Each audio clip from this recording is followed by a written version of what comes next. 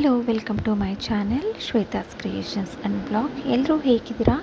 ಎಲ್ಲರೂ ಚೆನ್ನಾಗಿದ್ದೀರಾ ಅಂದ್ಕೊಳ್ತಾ ಇವತ್ತಿನ ಬ್ಲಾಗ್ನ ಶುರು ಮಾಡೋಣ.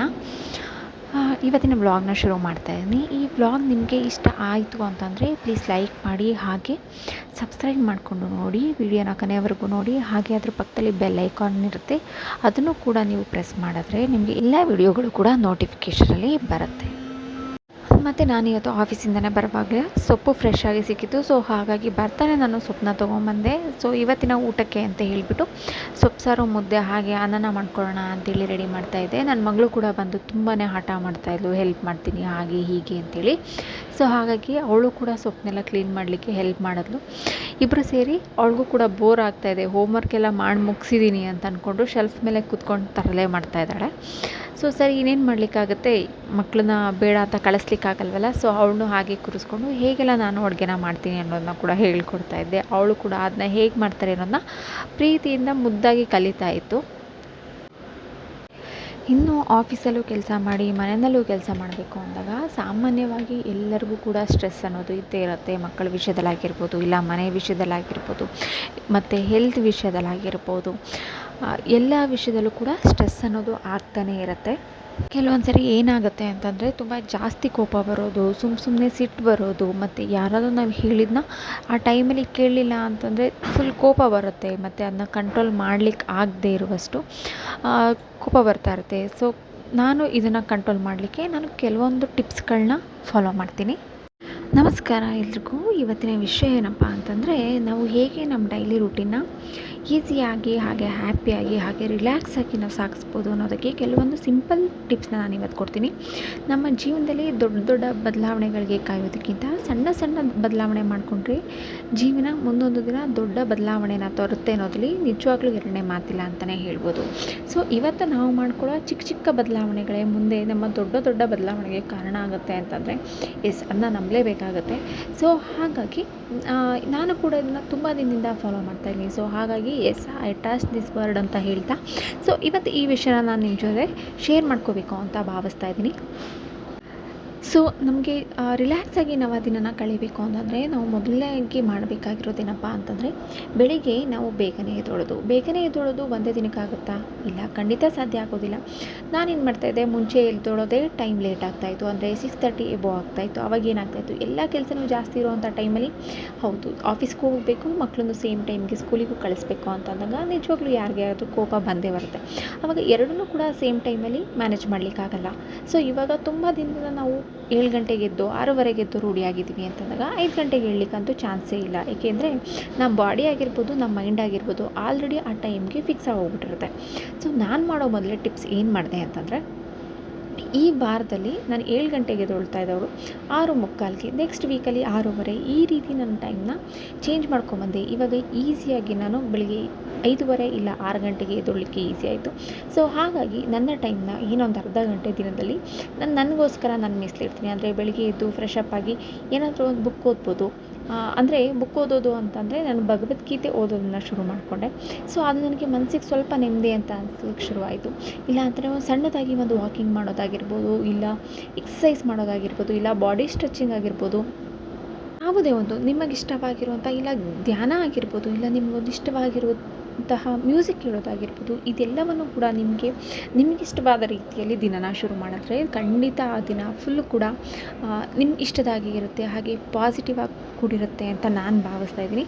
ಸೊ ಹಾಗಾಗಿ ಮೊದಲ ಸಮಯ ಒಂದು 15ರಿಂದ 20 ನಿಮಿಷ ನಿಮಗಾಗಿ ಮೀಸಲಿಡೋದು ತುಂಬ ಉತ್ತಮ ಅಂತ ನನ್ನ ಪ್ರಕಾರ ಅಂತ ಅನಿಸುತ್ತೆ. ಸೊ ಇಲ್ಲ ಅಂತಂದರೆ ನಾನೇನು ಮಾಡ್ತೀನಿ ಅಂತಂದರೆ, ಒಂದು ಚಿಕ್ಕ ಡೇ ಲಿಸ್ಟ್ನ ನಾನು ಸ್ಟಾರ್ಟ್ ಮಾಡ್ಕೊತೀನಿ. ಅಂದರೆ ಇವತ್ತು ಏನೆಲ್ಲ ನಾನು ಮಾಡಬೇಕು ಅಂತ ಇದ್ದೀನಿ ಅದರಲ್ಲೆಲ್ಲ ನಾನು ಬರಿತಾ ಹೋದರೆ ನನಗೆ ಒಂದು ವಾರದಲ್ಲಿ ನನಗೆ ಅದು ರಿಸಲ್ಟ್ ಗೊತ್ತಾಗುತ್ತೆ. ಹೌದು, ನಾನು ಎಷ್ಟು ಕೆಲಸಗಳನ್ನ ಮಾಡಿದ್ದೀನಿ, ಇಲ್ಲ ಇನ್ನು ಎಷ್ಟು ಕೆಲಸಗಳನ್ನ ಮಾಡಬೇಕಿತ್ತು ಅಂತ.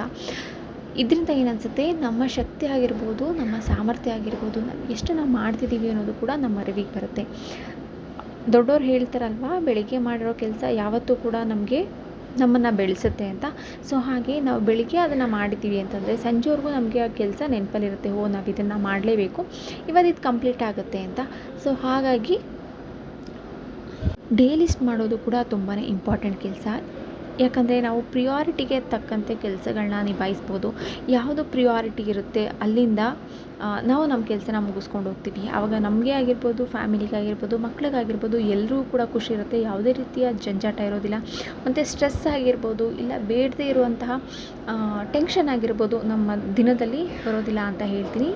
ಸೊ ಈ ಮಾಹಿತಿ ನಿಮಗೆ ಉಪಯೋಗ ಆಗಿದೆ ಅಂತ ತಿಳ್ಕೊತಾ ಇದ್ದೀನಿ. ಮತ್ತು ಕೆಲವೊಂದು ಸರಿ ಏನಾಗುತ್ತೆ, ಮನೆಯ ಕೆಲಸಗಳು ಎಲ್ಲ ಕೂಡ ಒಟ್ಟಿಗೆ ಬರೋದ್ರಿಂದನೂ ಕೂಡ ಟೆನ್ಷನ್ನು ಶುರು ಆಗುತ್ತೆ. ಮನೆಯ ಕೆಲಸ ಆಗಿರ್ಬೋದು, ಇಲ್ಲ ಮಕ್ಕಳ ಕೆಲಸ ಆಗಿರ್ಬಿಟ್ಟು ಬಟ್ಟೆ ವಾಶ್ ಮಾಡಿಲ್ಲ, ರೂಮ್ ಕ್ಲೀನ್ ಮಾಡಿಲ್ಲ, ಹಾಲ್ ನೀಟ್ ಮಾಡಿಲ್ಲ, ಈ ರೀತಿ ಏನಾಗುತ್ತೆ ಎಲ್ಲ ಕೆಲಸಗಳು ಒಟ್ಟಿಗೆ ಬರೋದ್ರಿಂದ ಅದನ್ನು ಕೂಡ ಮಾಡೋದು ತುಂಬಾ ಕಷ್ಟ ಆಗುತ್ತೆ. ಏಕೆಂದರೆ ಇರುವಂಥ ಚಿಕ್ಕ ಸಮಯದಲ್ಲಿ ಅಷ್ಟೆಲ್ಲ ಕೆಲಸ ಮಾಡಬೇಕು ಅಂದರೆ ಸಾಧ್ಯ ಆಗುತ್ತಾ ಇಲ್ಲ. ಸೊ ಹಾಗಾಗಿ ಪ್ರತಿದಿನ ಒಂದೊಂದು ಕೆಲಸನ ಒಂದು 10 ನಿಮಿಷ 15 ನಿಮಿಷ ಆ ರೀತಿ ಡಿವೈಡ್ ಮಾಡ್ಕೊಂಡು ಹೋದರೆ, ನಾವು ಫೋಕಸ್ ಮಾಡಿದ್ರೆ ಸೊ ಎಲ್ಲ ಕೆಲಸನೂ ಕೂಡ ಅಚ್ಚುಕಟ್ಟಾಗಿ ಆಗುತ್ತೆ. ಹಾಗೆ ಸಮಯಕ್ಕೆ ತಕ್ಕಂತೆ ಆಗುತ್ತೆ. ಎಲ್ಲದಕ್ಕೂ ಒಂದು ಟೈಮಿಂಗ್ಸ್ನ ನಾವು ಲಿಸ್ಟ್ ಮಾಡ್ಕೋಬೇಕು. ಅಂದರೆ ಬೆಳಿಗ್ಗೆ ನಾವು ಎದ್ದಾಗ ಒಂದು 6ರಿಂದ 7 ಗಂಟೆವರೆಗೂ ನಾನು ಕ್ಲೀನಿಂಗ್ ಕೆಲಸನ ಮಾಡ್ಕೊತೀನಿ. 7ರಿಂದ 8 ಕುಕ್ಕಿಂಗ್ ಅಂತಂದರೆ, ಅದಾದಮೇಲೆ ನಾನು ಏನು ಕೆಲಸ ಮಾಡ್ತೀನಿ, ಮನೆ ಆರ್ಗನೈಸ್ ಮಾಡೋದಾಗಿರ್ಬೋದು, ಇಲ್ಲ ಬೇರೆ ಏನೆಲ್ಲ ಕೆಲಸ ಮಾಡ್ತೀವಿ ಅನ್ನೋದನ್ನು ನಾವೊಂದು ಲಿಸ್ಟ್ ಮಾಡ್ತಾ ಹೋದರೆ ಅದಂತೂ ತುಂಬಾ ಈಸಿ ಆಗುತ್ತೆ ಅಂತ ಹೇಳಲಿಕ್ಕೆ ಇಷ್ಟಪಡ್ತೀನಿ. ಮತ್ತು ಮೂರನೇದಾಗಿ ಸೆಲ್ಫ್ ಕೇರ್ ಮತ್ತು ಮೋಟಿವೇಶನ್ ಅಂತಲೇ ಹೇಳ್ಬೋದು. ಏಕೆಂದರೆ ಎಲ್ಲ ಕೆಲಸಕ್ಕಿಂತ ಸೆಲ್ಫ್ ಕೇರ್ ಅನ್ನೋದು ತುಂಬಾ ಮುಖ್ಯ ಆಗುತ್ತೆ. ಹೋಮ್ ಮೇಕರ್ಸ್ ಆಗಿರ್ಬೋದು, ಇಲ್ಲ ವರ್ಕಿಂಗ್ ವುಮೆನ್ಸ್ ಆಗಿರ್ಬೋದು, ಅವರವರ ಜವಾಬ್ದಾರಿ ಅನ್ನೋದು ಇದ್ದೇ ಇರುತ್ತೆ. ಆದರೆ ನಾವು ಜವಾಬ್ದಾರಿನ ನಿಭಾಯಿಸಬೇಕು ಅಂತಂದರೆ ನಮಗೆ ಒಳ್ಳೆಯ ಆರೋಗ್ಯ, ಮನಸ್ಸು, ಹಾಗೆ ಉತ್ಸಾಹ ಕೂಡ ಇರಬೇಕು ಅನ್ನೋದು ತುಂಬಾ ಮುಖ್ಯ.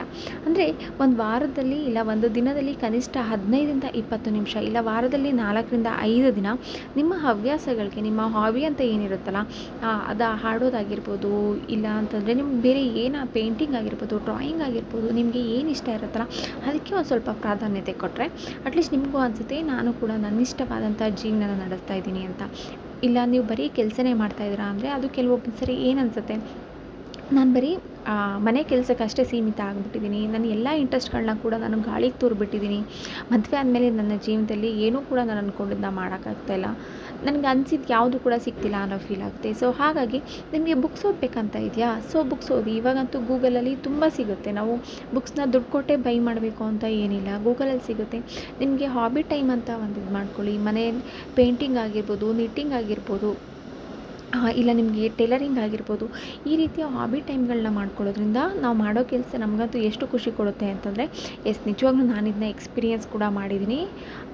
ಎಷ್ಟೇ ಟೆನ್ಷನ್ ಇದ್ದರೂ ಮತ್ತು ಎಷ್ಟೇ ಲೋನ್ಲಿನೆಸ್ ಅನ್ನೋದಿದ್ರೂ ಕೂಡ ಅದಕ್ಕೆಲ್ಲವೂ ಕೂಡ ಕಡಿಮೆ ಆಗುತ್ತೆ. ಯಾಕೆಂದರೆ ನಾವು ಏನಾದರೂ ಒಂದು ಕ್ರಿಯೇಟಿವಿಟಿನ ಮಾಡಿದಾಗ ಅದು ನಮ್ಮ ಕೈಯಲ್ಲಿ ಮಾಡಿ ಅದು ತುಂಬ ಚೆನ್ನಾಗಿ ಬಂದಿದೆ ಅಂತ ಯಾರಾದರೂ ಒಬ್ಬರು ಏನು ಹೇಳ್ತಾರೆ, ಕಾಂಪ್ಲಿಮೆಂಟ್ ಕೊಟ್ಟಾಗ ತುಂಬ ಅಂದರೆ ತುಂಬಾ ಖುಷಿ ಆಗುತ್ತೆ. ಮತ್ತು ನಮ್ಮ ಜೀವನದಲ್ಲಿ ಚಿಕ್ಕದೋ ದೊಡ್ಡದೋ ಅದು ಬೇರೆಯವರಿಗೆ ತುಂಬ ಸಣ್ಣದು ಅನ್ನಿಸ್ಬೋದು, ಆದರೆ ಅದು ನಮ್ಮ ಪಾಲಿಗೆ ಅದು ದೊಡ್ಡ ಸಕ್ಸಸ್ ಆಗಿರುತ್ತೆ.